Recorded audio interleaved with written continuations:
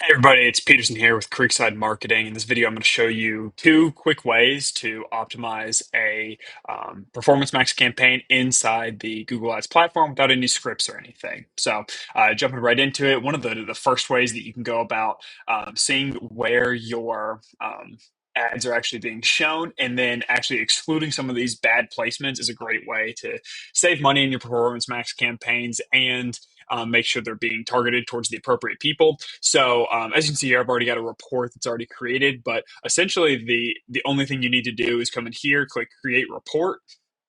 From here, we're going to go over and type performance max. We're going to do performance max placement.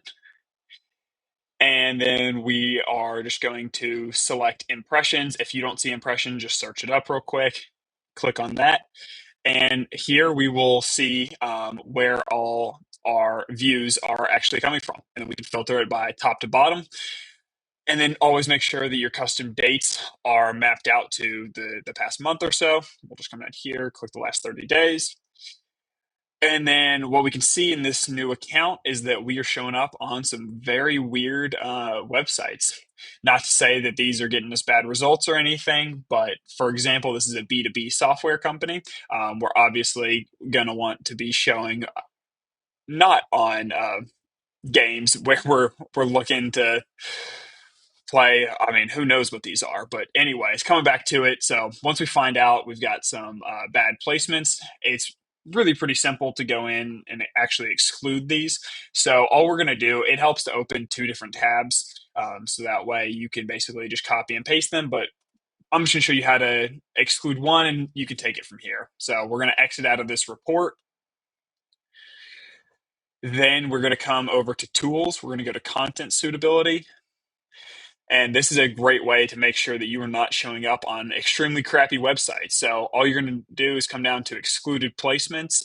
Then all you'll do is paste in that URL that we just copied from the report.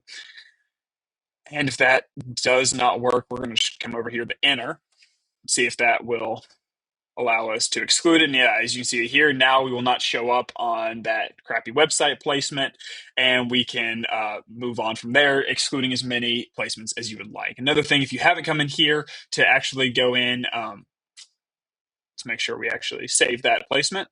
And then what we're actually going to do is come in and make sure you've got it selected on limited inventory, at the very least standard inventory.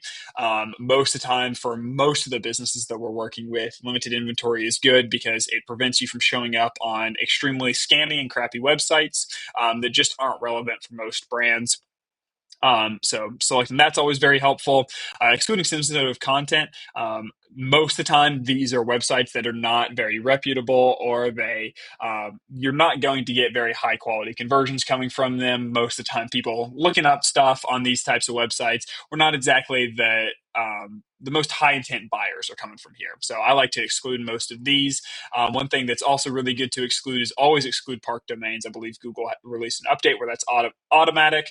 But content not labeled, mature audiences, and a lot of times below the fold as well. This is where a lot of spam clicks come from, accidental clicks, and we typically don't want to be showing on these websites because if it's not yet labeled, it's not been labeled by Google's algorithm, meaning it's kind of under the radar. We're not sure that it's going to be a very good quality placement. So that's going to be something that's good to exclude. Same thing with kind of mature audiences. That kind of comes up to the sensitive content. And then below the fold display, this is showing up at the bottom. A lot of times this is on mobile and it gets accidentally clicked a lot.